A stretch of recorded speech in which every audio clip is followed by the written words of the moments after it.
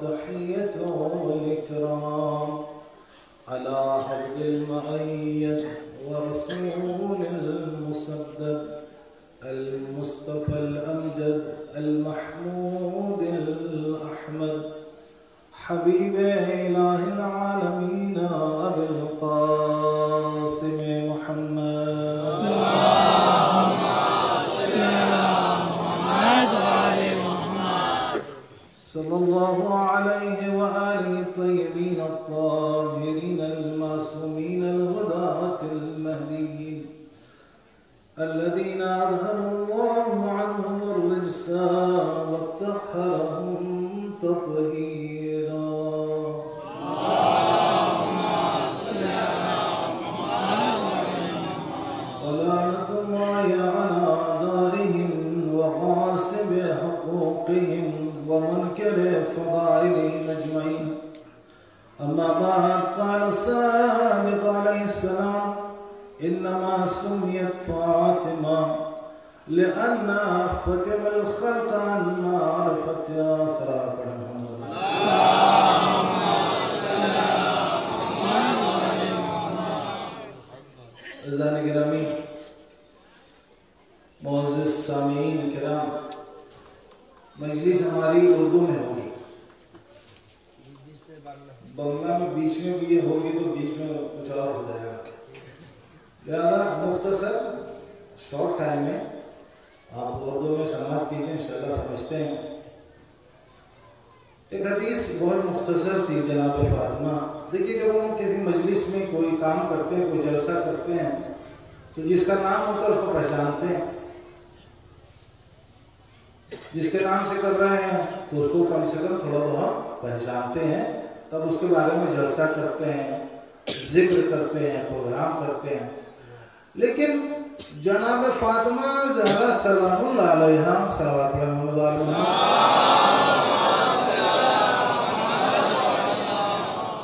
جناب فاطمہ کی شخصیت بڑی عجیب اور غریب ہے کہ ہم جناب فاطمہ کی معرفت حاصل کر ہی نہیں سکتے.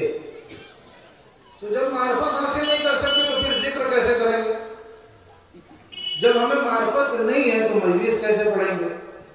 جب ہمیں معرفت نہیں ہے تو ہم فاطمہ فاطمہ کیسے کریں گے؟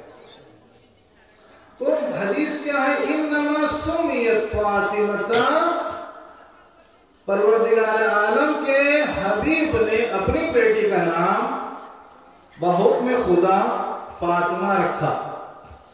یہ فاطمہ جو نام رکھا گیا، کیوں رکھا گیا؟ وہ اس لیے لأن الخلق فوتموا، کیونکہ کائنات کا ہر ذی شعور، کائنات کا ہر سمجھدار فاطمہ کی معرفت سے روک دیا گیا. یعنی اس کا مطلب یہ ہے کہ فاطمہ پیدا تو ہو گئی، دنیا میں آ گئی، دنیا میں خلقت ہو گئی فاطمہ کی، لیکن فاطمہ کو کوئی پہچان نہیں سکا. فاطمہ کی اگر پہچان ہو جاتی تو کشمیر میں حضرت بل ہوتا اور جنت البقیع میں حضرت فاطمہ کی مرکز بھی ہوتی. اگر فاطمہ کی پہچان ہوتی تو کشمیر میں، پتہ ہے نا کشمیر میں حضرت بل ہے، وہ کیوں ہے؟ حضرت بل کا مطلب کیا ہے؟ کشمیر میں ایک جگہ ہے سری نگر میں جہاں رسول اللہ کے سر کے بال ہیں. سر کے بال کس کے؟ رسول اللہ کے. کیوں ہے؟ اس کا نام پڑ گیا حضرت بل. ایک بہت بڑی عمارت ہے، بہت بڑی بلڈنگ ہے، اس میں صرف اور صرف ایک سر کے بال ہیں. تو آپ یہ بتائیے کہ بال کی اتنی پہچان امت کو،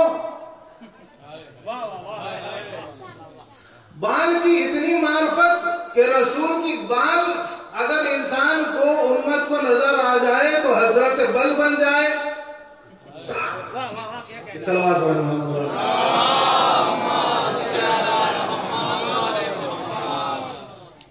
تو بڑا تعجب ہوتا ہے دنیا والے جب دیکھتے ہیں کہ بال اتنی عظیم، اتنی عظمت اور اتنا احترام بال کا.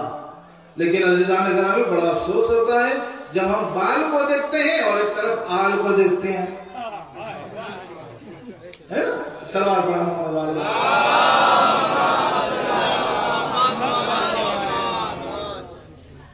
تو عزیزان گرامی، تو آپ یہ دیکھیے کہ امت کہاں چلی گئی؟ امت، مسلمان، اسلام، کلمہ پڑھنے والے لوگ، جس نے رسول کو کہا اشہد ان محمد رسول اللہ صلی اللہ علیہ وسلم، جن لوگوں نے بھی یہ کہا کہ اشہد ان محمد، کہ ہم شہادت گواہی دیتے ہیں کہ نبی محمد اللہ کے رسول ہیں، تو جو شہادت اور گواہی دینے والے تھے ان لوگوں نے بال کی اتنی عظمت دیکھی اور اتنا اکرام احترام کر لیا۔ ہم اس امت سے پوچھتے ہیں، آپ سے نہیں، آپ تو احترام کرتے ہیں تبھی تو بیٹھے ہیں، آپ مانتے ہیں تبھی تو۔ ایک اچھی حدیث چھوٹی سی کہ اے فاطمہ تم سے جو محبت کرے گا، کون کون ہے جو بیٹھا جو کہے گا فاطمہ سے محبت کرتا ہے؟ ہاتھ اٹھائیے۔ جو بھی فاطمہ سے محبت کرتا ہاتھ اٹھائے۔ رسول کی حدیث میں سناتا ہوں، اے فاطمہ جو تم سے محبت کرے گا وہ جنت میں جائے گا۔ فاطمہ سے محبت جنت میں لے جاتی ہے، تو فاطمہ کے اندر کچھ تو ہوگا جنت کی طرف لے جانے کے لیے۔ اب امت سے یہ سوال ہے کہ بھائی جہاں پر تم نے سر کے بال کا اتنا احترام کیا کہ ایک عظیم سال میں ایک مرتبہ 2 مرتبہ زیارت ہوتی ہے صرف، تو آل کو کہاں رکھنا چاہیے تھا؟ آل کا احترام کس منزل پر ہونا چاہیے تھا؟ آل کا کیا مرتبہ ہونا چاہیے تھا؟ رسول کی آل میں سب سے پہلا درجہ فاطمہ الزہرا سلام اللہ علیہا کا ہے، سب سے پہلا درجہ۔ ہم اگر مان لیں کہ رسول کی کئی بیٹی تھی تو پھر بہت سارے سوال ہے کہ ہر جگہ رسول نے فاطمہ کو پیش کیوں کیا؟ سوال ہوتا ہے جب بیٹی کی بات کریں گے رسول کی، تو بھائی رسول کی کئی بیٹیاں تھی، ہم نہیں مانتے، ہمارا مانی نا ذرا مانے۔ تو رسول کی جو اگر کئی بیٹیاں تھیں تو رسول نے اپنی بیٹیوں کو پیش کیوں نہیں کیا؟ رسول مباہلہ میں کیوں نہیں لے کے آئے، صرف فاطمہ کو لے کر آئے؟ رسول نے اچھے لڑکوں کو پسند کیا، اچھے شوہر پسند کرنا چاہیے تھا رسول کو، جس طرح ایک بیٹی کے لیے علی کو پسند کیا،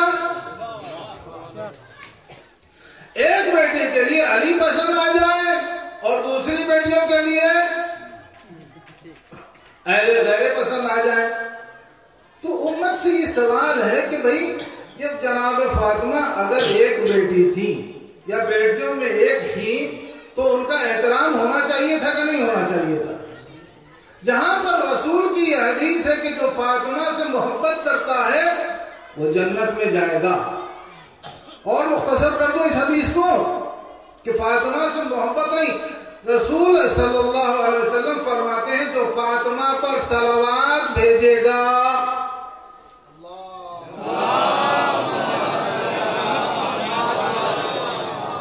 جو بھی فاطمہ پر درود بھیجے گا، صلوات پڑھے گا، کیا صلوات میں کیا کرے گا؟ اللہم صلی علی محمد وعلی محمد، وہ جنت میں جائے گا، صرف اس نیت سے کہ فاطمہ سے محبت ہے اسے، صرف اس نیت سے کہ وہ فاطمہ کے لیے درود بھیج رہا ہے، اس کے لیے جنت معین ہے، اس کے لیے جنت ڈن ہے۔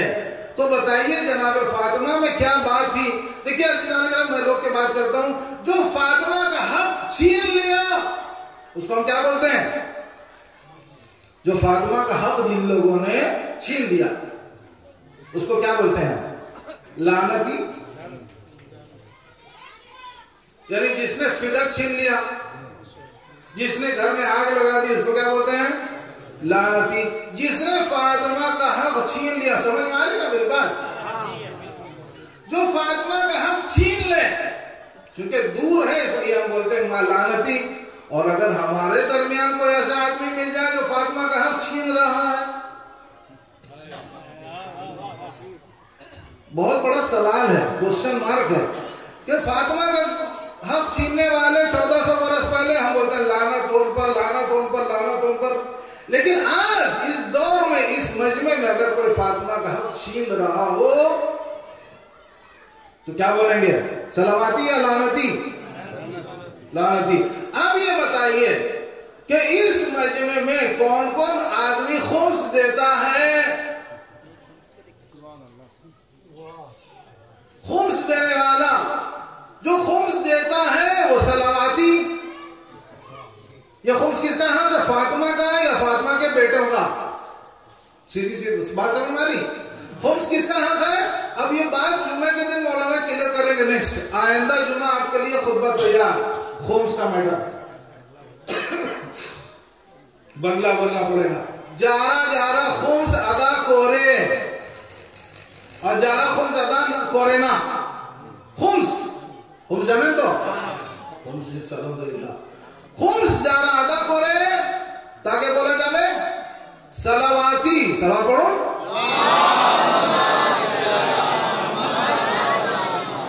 আমরা বলি তো যারা ফাতেমার হক क्या किया था? छीना था, केड़े नियेছে। যারা ফাতেমার হক केड़े नियेছে, फिदर खिलाफत बाड़ी जो भी होगा उसको छीनने वाला लानती। আবার যদি আমরা খুমস আদা না করি, খুমস আদা না করি যদি, তো ফাতেমার বেটার হক আমরা কেড়ে নিচ্ছি। আবার বলা যাবে সালাওয়াতি আর লানাতি। তো যারা খুমস আদা করে না, আবার জুমা দিন ইনশাআল্লাহ জুমাই পর খুতবা মে ভালো করে পরিষ্কার করে আর আসগর সাহেব এটা পরিষ্কার করবেন इंशाल्लाह করেছেন। अबर कि भाई ये लानती और सलावाती का डिफरेंस अलग अलग क्या है? हम लोग तो जो 1400 बरस पहले गुजर गया उसको बहुत अच्छे से लानत करते हैं, लानत लानत। किंतु यदि आज ওই কাজটা করে যাই আমরা, सलवात पढ़ो।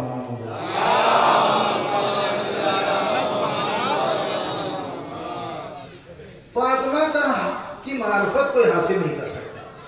फातिमा को कोई मार्फत फातिमा की कोई हासिल नहीं कर सकता। क्यों?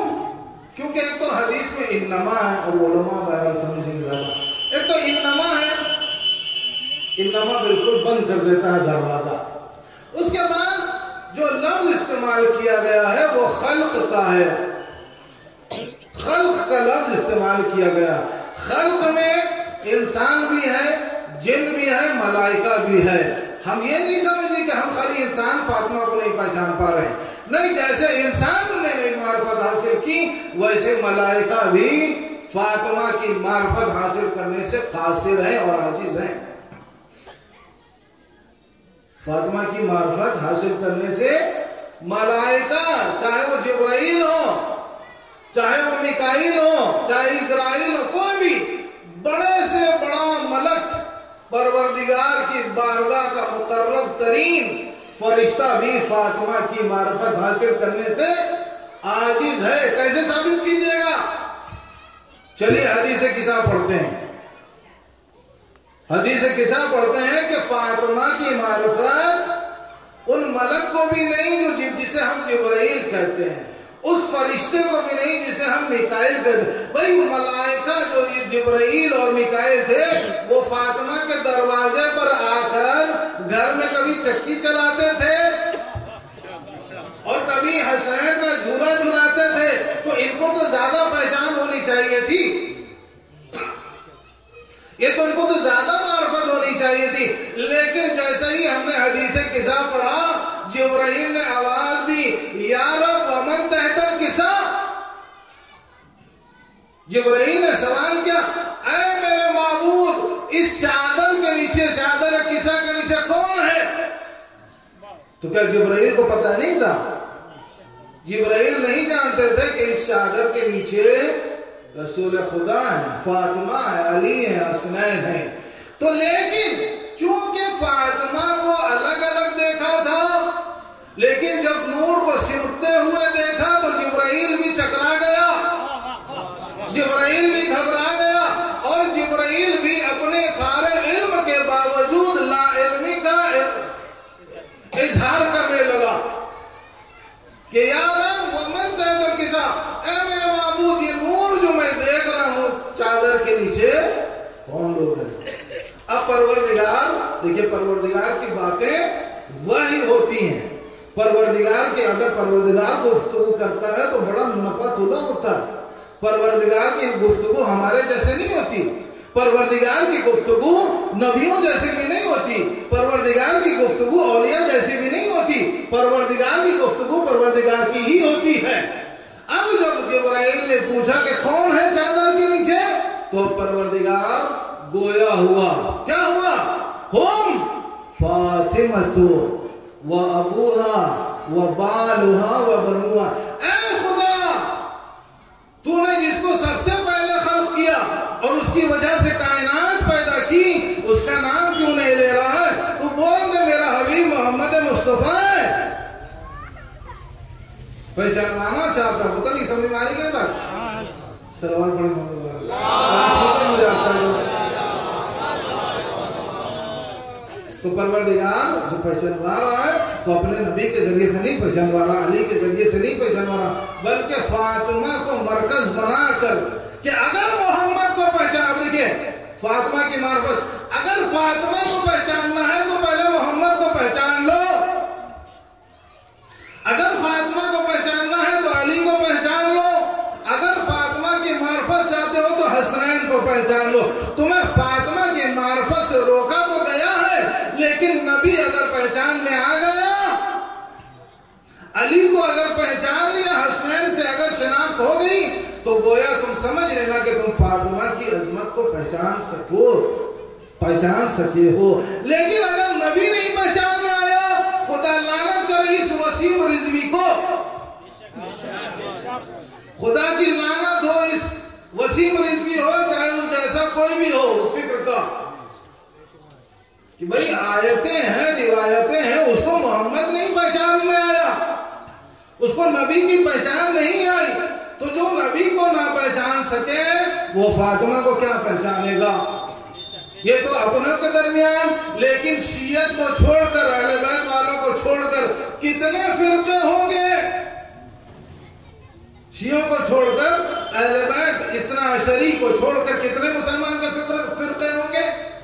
علی صرف ایک ہی فرقہ کو سمجھ میں آیا. تو جب علی نہیں سمجھ میں آیا تو فاطمہ کیسے سمجھ میں آئیں گی؟ علی, البتہ یہ ہم جو کہہ رہے ہیں یہ ہماری معمولی سی گفتگو ہے, ورنہ علی کو ہم بھی نہیں پہچان سکے. اگر علی کو ہم پہچان سکتے تو ہم اس صراط مستقیم پر چلتے, ہم لوگ کے لیے, یہ ہم لوگوں کے لیے اس صراط مستقیم تک پہنچتے. لوگ کنفیوز ہو گئے یہاں پر کہ علی جس راستے پر ہیں ہم اس راستے پر چل رہے ہیں. اہدنا الصراط المستقیم, صراط مستقیم, صراط ایک ہی ہے لیکن چلنے کا طریقہ. میں مثال دوں, جس راستے پر موسیٰ پار ہو گئے ایک ہی راستہ تھا, اور جس راستے پر فرعون غرق ہو گیا وہ بھی ایک ہی راستہ تھا. موسیٰ پار ہو گئے, راستہ ایک ہی تھا. موسیٰ پار ہو گئے, فرعون غرق ہو گیا. یہ اہدنا الصراط المستقیم کا مطلب یہ نہیں ہے کہ اس راستے پر چل رہے ہیں, نہیں, راستہ وہی ہے.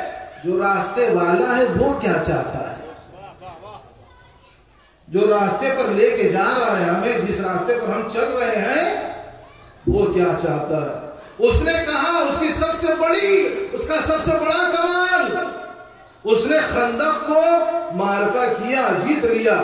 کبھی علی نے ناز نہیں کیا. خیبر کا دروازہ علی نے اٹھا لیا, اس کو کبھی جو ہے فخر نہیں ہوا. علی کو فخر ہوا, کفا بی فخرا ان اکون لک عبدا, کفا بی فخرا ان اکون لک عبدا, مجھے فخر ہے میرے معبود کہ میں تیرا بندہ ہوں.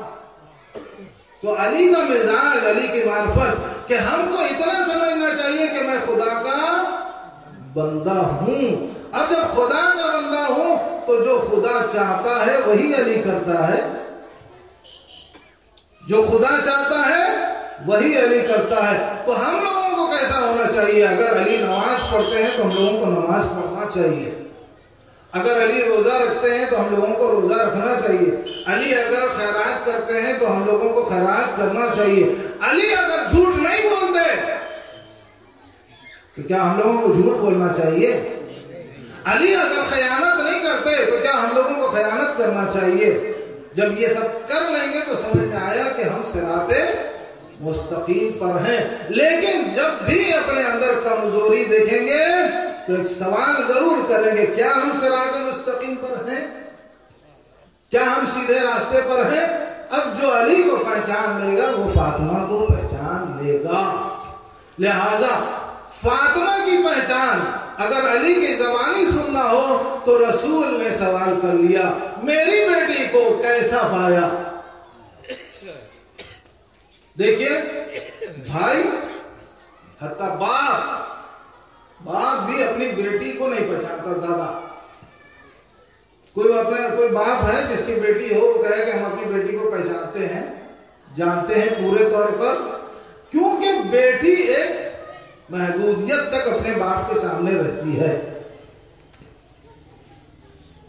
ایک محدودیت تک، ایک فاصلے تک، ایک فاصلہ ہوتا ہے باپ اور بیٹی میں. تو کوئی باپ یہ نہیں کہہ سکتا کہ ہاں میری بیٹی ایسی ہے ویسی ہے. مکمل طور پر کوئی بھی باپ اپنی بیٹی کے لیے نہیں کہتا، کیونکہ باپ اور بیٹی کا فاصلہ ہوتا ہے. بھائی بھی اپنی بہن کے بارے میں 100% پورا اطمینان سے نہیں کہہ سکتا کہ ہم اپنی بہن کو پہچانتے ہیں. اور کیجیے گا اس بات پر کہ جناب فاطمہ کے معرفت کے تعلق سے میں گفتگو کر رہا ہوں کہ کوئی نہ باپ، حتی وہ نبی کیوں نہ ہو، کوئی بھی بھائی اپنی بہن کے لیے مکمل طور پر وہ بتا نہیں سکتا کہ اس کی بہن کیسی ہے، کیا ہے. لیکن جب شوہر کے پاس جاتی ہے تو شوہر سے پوچھا جا سکتا ہے کہ اس کی بیوی کیسی ہو. رسول کا سوال ایسا کوئی سوال عام نہیں تھا کہ رسول اپنی بیٹی کے بارے میں علی سے سوال کریں کہ میری بیٹی کو کیسا پایا، میری بیٹی کو کیسا پایا. تو علی کی زبانی اگر کچھ الفاظ فاطمہ کے لیے نکل جائیں، وہ بھی مدحت میں، مدح میں، تعریف میں، تو علی نے کیا جواب دیا کہ جناب فاطمہ میرے لیے عبادت میں، خدا کے تقوی میں، خدا سے قریب کرنے میں سب سے بہترین مددگار. بیوی کیسی ہونی چاہیے؟ اب میں عورتوں کے لیے 2-4 جملے. عورت کیسی ہو، عورت کا مزاج کیسا ہو. ہم عورتیں کہتے ہیں کہ فاطمہ فاطمہ، زینب زینب، مجلس کرتے ہیں فاطمہ کے نام پر، عورتیں کرتی ہیں. زینب کے نام پر تابوت نکال رہی ہیں، مجلس کر رہی ہیں، ماتم کر رہے ہیں. کیا ہماری ماں بہنوں کا مزاج بھی فاطمہ کے مزاج سے ملتا ہے؟ کیا ہماری بیٹیوں کا مزاج، بہنوں کا مزاج زینب سے ملتا ہے؟ کیا ہماری بچیوں کا مزاج سکینہ سے ملتا ہے؟ مانتے تو ہیں، محبت کرتے ہیں، ان کے نام پر اپنے آپ کو فدا کرنا چاہتے ہیں، لیکن فدا کرنا اور ہے، ماننا اور ہے. بات مان لیں، یہی کہتے ہیں کہ بھائی نبی کو مانتے ہیں، علی کو مانتے ہیں، حسنین کو مانتے ہیں، اہل بیت کو مانتے ہیں، اہل بیت کو مانتے ہیں، لیکن اہل بیت کی نہیں مانتے. اہل بیت سے محبت کرتے ہیں، مولا کائنات سے محبت کرتے ہیں، محمد مصطفیٰ، حضرت محمد مصطفیٰ صلی اللہ علیہ وسلم سے محبت کرتے ہیں. کیا ہم محبت کے ساتھ ساتھ ان کی باتوں کو بھی مانتے ہیں؟ اگر امت محمد کی باتیں مان جاتی تو آج اسلام میں فرقہ نہیں ہوتا، مذاہب نہیں ہوتے، صرف ایک مذہب ہوتا، اس کا نام ہوتا اسلام. نہ شیعہ ہوتا، نہ سنی ہوتا، نہ بریلوی ہوتا، اور نہ ہی دیوبندی ہوتا، کوئی بھی نہیں ہوتا. کیوں؟ کیونکہ محمد کو تو مانا لیکن محمد کی نہیں مانا. جس کا رونا آج بھی ہے. ایک سلام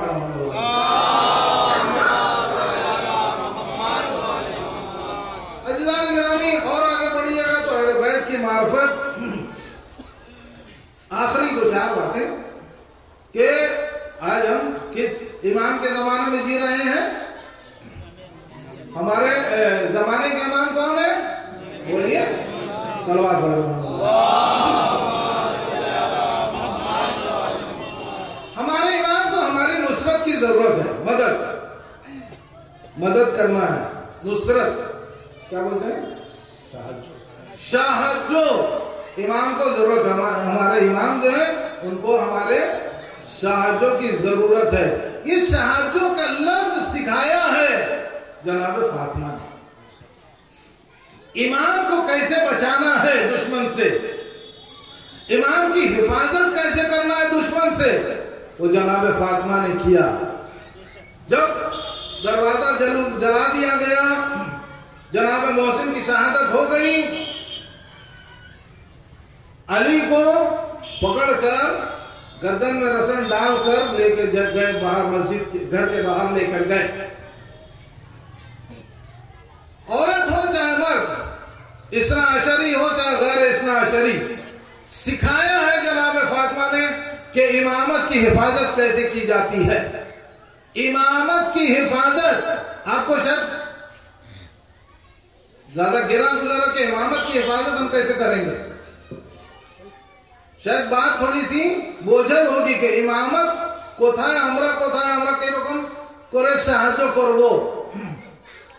نہیں، امامت کو بھی ضرورت ہے۔ اگر امامت کو ضرورت نہیں ہوتی تو کربلا میں امام حسین حل من ناصرین ینصرنا نہیں کہتے۔ مولا کائنات کو رسن گردن میں رسی باندھ کر باہر لے گئے، اس وقت امام علی کو حفاظت کی ضرورت تھی یا نہیں تھی؟ کوئی بچانے والے کی ضرورت تھی کہ علی کو بچائیں؟ سب سے پہلا جو امامت کی حفاظت کی ہے جناب فاطمہ زہرا۔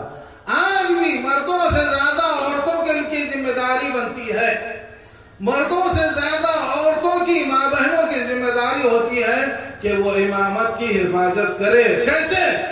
اپنے بچوں کو، اپنے نونہالوں کو، اپنی بچیوں کو ویسی تربیت دیں جو کربلا والے چاہتے ہیں، ویسے ہی پروان چڑھائیں جو اہل بیت چاہتے ہیں۔ اگر یہ بچے اچھی پرورش پالیں گے تو ان کو نماز کے لیے مسجد میں دوسروں کی طرح پکڑ کر لے جانا نہیں پڑے گا، آزاداری کے لیے سمجھانا نہیں پڑے گا مجلس ہوچے ওখানে তোমরা এখানে কি করছো۔ بہت سارے لوگ ہوتے ہیں نا، অনেক লোক আছে کہ আমরা ভিতরে আছি, অনেক লোক বাইরে আছে। تو یہ باہر کیوں ہے؟ کیونکہ ان کو صحیح سے سمجھایا نہیں گیا، ان کو صحیح سے بتایا نہیں گیا۔ کون بتائے گا؟ আমরা ওখানে কলকাতায় মহিলারা ওইখানে বিরিয়ানি দিচ্ছে, ওখানে পাউরুটি দিচ্ছে, ওখানে দালমোট চানাচুর দিচ্ছে, ওখানে চলে যাও। लेकिन ये परवरिश এটা परवरिश नहीं, বুঝাতে হবে যে ভাই দ্বীনের জন্য ওখানে যাও, দ্বীনের শিক্ষার জন্য ওখানে যাও। अब जहां इल्म बटेगा वहां ना बिरयानी की जरूरत है, ना हलीम की जरूरत है, ना खिचड़ा की जरूरत है, कुछ नहीं। क्यों? इल्म जो है इंसान खर्च करके हासिल करता है। इल्म खर्च करके, आप पैसा दीजिएगा तब तो स्कूल में एडमिशन होगा, किंतु एखाने कोन टाका चावा जाच्छे ना, लेकिन आना इसलिए क्योंकि तरबियत की शर्त है। लिहाजा आज अगर औरतें अपने बच्चों की, अपने नौनिहालों के बाल बच्चों की सही परवरिश करें तो फिर उनको कोई बहका नहीं सकेगा। एक सलवार पढ़ते मोहम्मद वाला।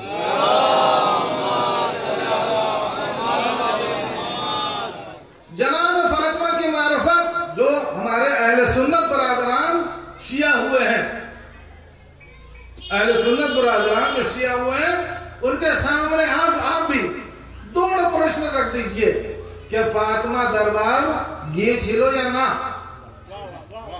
फातिमा दरबार गई थी या नहीं, या बोलेगा हाँ या बोलेगा नहीं। अब जब दरबार गई थी, क्यों गई थी? दरबार में जो गई जनाब फातिमा क्यों गई?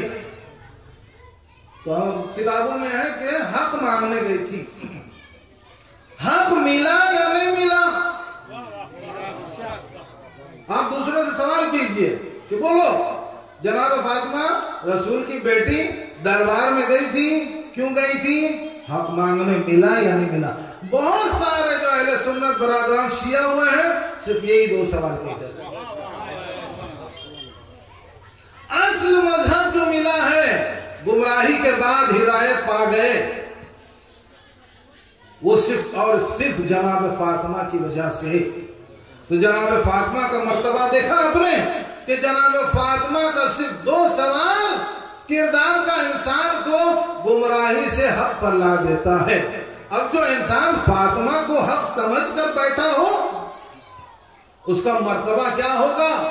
جناب فاطمہ قیامت میں محشر کے دن آئیں گی، وہ تشریفات، وہ آنکھوں کا بند ہونا، سب کچھ نظر آئے گا۔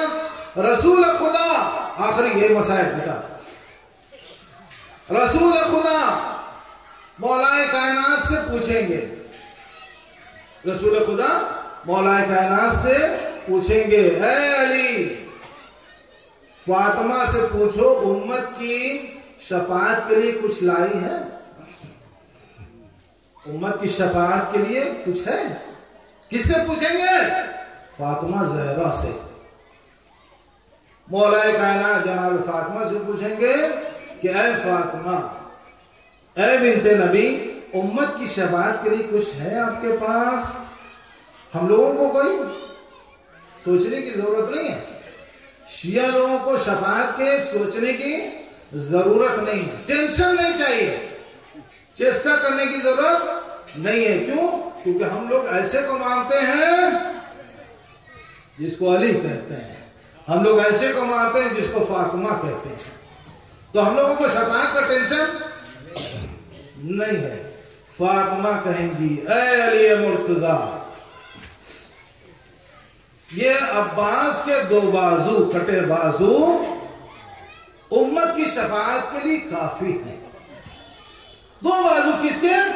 عباس علمدار کے 2 بازو فاطمہ کے ہاتھوں میں ہوں گے، اپنے بابا کو پیش کریں گی کہ بابا یہ امت کے لیے کی، پوری امت کی شفاعت کے لیے 2 بازو کافی ہیں۔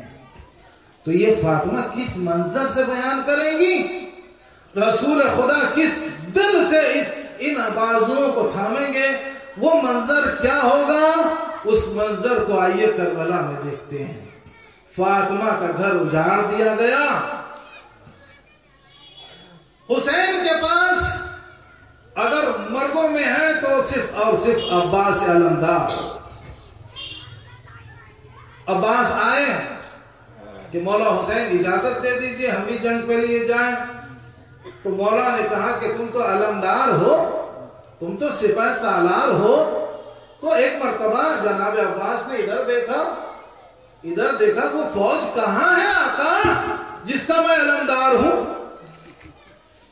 وہ فوج ہے کہاں؟ علی اکبر بھی رخصت ہو گئے، قاسم بھی رخصت ہو گئے، اور محمد بھی جام شہادت پی کر سو گئے، وہ فوج کہاں رہ گئی؟ ایک مرتبہ علی کے لال حسین نے جناب عباس کو بلایا کہ اگر جنگ کرنا چاہتے ہو تو جاؤ خیمے سے رخصت ہو لو، وہ دیکھو بچے رو رہے ہیں، الاتش الاتش کی صدائیں بلند کر رہے ہیں۔ عباس گئے خیمے سے کوزہ لے کر آئے، بچے پانی چاہتے ہیں، آقا نے کہا کہ جاؤ پانی کا سبیل کر۔ اب جو جناب عباس گئے ہیں فرات کی طرف، حسین کو بڑی ڈھارس تھی عباس سے، حسین کا سہارا تھے عباس، لیکن اس سے زیادہ زینب اتنا بھروسہ کرتی تھی جناب عباس پر کہ عباس جس کا اتنا جوان مرد بھائی ہو، اس زینب کے ہاتھوں میں رسن کون بن سکتا ہے؟